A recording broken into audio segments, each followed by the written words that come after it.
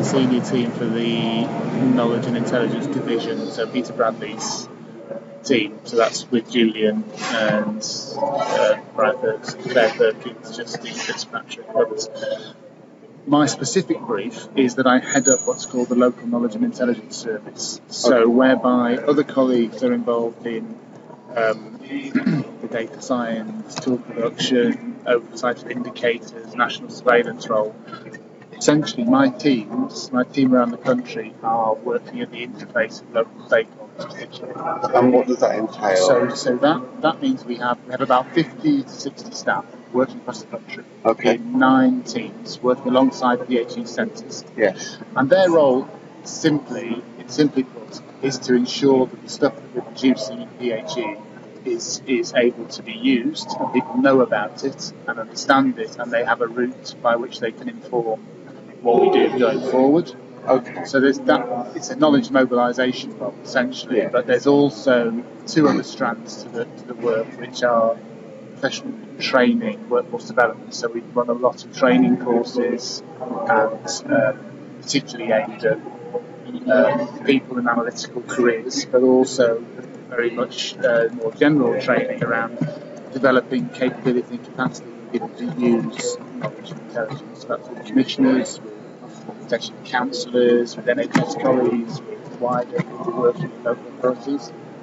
And then the third part is bespoke analytics as well. So we provide a responsive analysis service as part of local systems. So that's actual analysis of projects as defined by the local system. So they say we've collected all of this.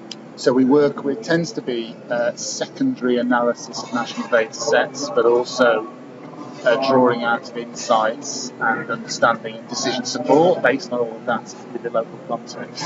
Okay, so taking national information down to local level and applying it to local. I understand. Yeah. So 3 elements: knowledge mobilisation, training, analytics. Those are 3 things. Okay. The staff are primarily from analytical backgrounds, though we also have probably about 25 staff whose jobs are called knowledge transfer facilitators. So they are more focused on the engagement, knowledge mobilisation side than the technical side. Most of the technical humanities background.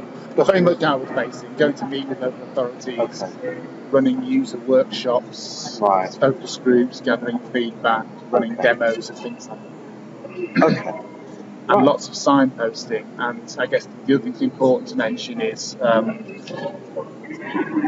website absolutely critical, but we also, for example, are running the Knowledge Hub presence that we've recently established in digital at PhE. So that's the collaboration platform locally. So the Knowledge Hub. So Knowledge Hub is a brand, it's a collaboration platform that was originally developed by the Local Government Association. So it's used extensively by local authorities, and it does things like mainly discussion forums, discussion threads. It has events calendars, it has blogs, wikis, that sort of thing. PhE, as part of the solution for its web presence and how it relates to GDS nationally, are supporting the establishment of a K-Hub presence for PhE in every area. So we've piloted from a K&I perspective, and we're running discussion forums and networks. It supports our networks that we already have anyway. So it's a community. Yeah. So it's not holding. So it's not a place for holding evidence and knowledge. So that's part of the conversation at the moment, because it had sort of been developed, highlighted in the vacuum of having an alternative solution at the moment, but it's not intended to replace the legacy websites. It's not a national website. I keep telling people that. Right. But it is intended to have to be a repository for local, so regional-based information, because that doesn't fit with GDS as a... Where do they currently have that information? Where do they hold it? Old legacy websites that are all falling over or being closed down. Heads transition. Yeah. So yes, there will be a library of reports and publications that we want to share that we don't want to put through Gateway that aren't having to go through that route.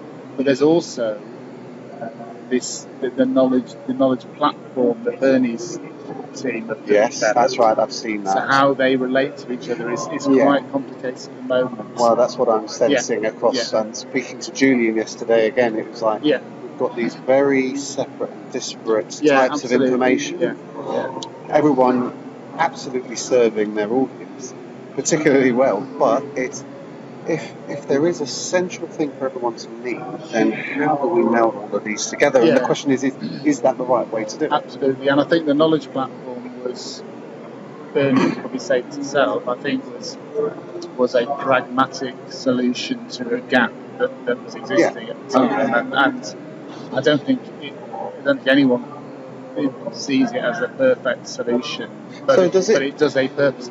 What it does so for example, so a good example, we're supporting through a framework the capture of case studies of emerging practice from local systems. Right. So the question comes up: where do people post up these case studies? Where is the library? Right. And so always KHub a suitable place. And we said, no, the better place really is the knowledge platform. So we would signpost to the knowledge platform from our KHub network. So please see, there's a new thing posted on social isolation in Gloucestershire. You find out more.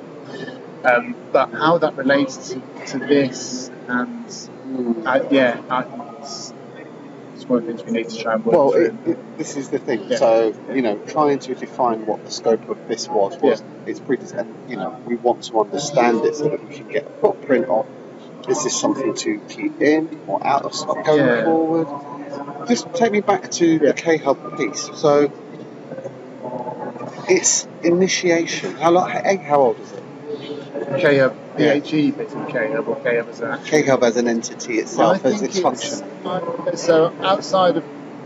I think it's a few years old. Well, I think I think LGA developed it as a collaboration platform for LGA members. And then it floated off as a company itself. Oh, so this is... Sorry, sorry. Knowledge Hub is a thing. It's a branded thing that you don't have to be... absolutely separate to PHE and... sorry. PHE have said if this works as a platform for us, therefore what they're trying to do is to go through spend controls to get a branded, paid-for PHE version of K-Hub that we can have to support our advance. But the idea, and it'd be good to test this out when you speak to local authorities, in my head, the way I've sort of sold it is that if you're working in a local authority in, let's say, a role in social care, you might already be a really active member on K-Hub, and you log in, and then you go in and you've got various groups of which you're part. Some of them are to do with social care, and then actually you may then say, well, actually I want to be part of this public health discussion group that links to health and housing, and then you join that. So actually in your role you have many things, some of which might... Like a normal forum, you can move around in accordance with the topics that interest you. Yeah, exactly. But from our perspective, the branded bit also gives us a more of a coherent, consistent, recognisable presence around the country, where you'll say we've got this group of networks that we run for PHE in Yorkshire and Humber that cover tobacco and obesity and social isolation, and they exist everywhere. So with K-Hub, it sounds like it was organic, but correct me if I'm wrong. Was it brought about because there was a genuine, clear need across the board for people? There was a lack of connection across local authorities. So where it came about from was that it's part of transition. A number of our legacy websites had some of that collaboration networking functionality. So we had discussion forums. We were able to post up local content.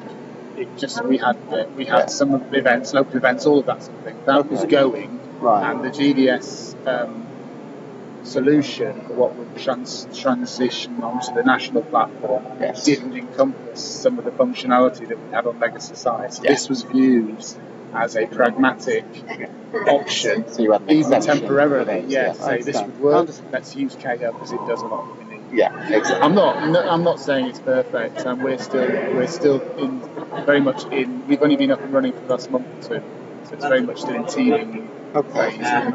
When you say up and running in the last as a K&I presence, we haven't been going very long. So everyone's been using it, not in PHE. People use it generally in public sector. Sorry,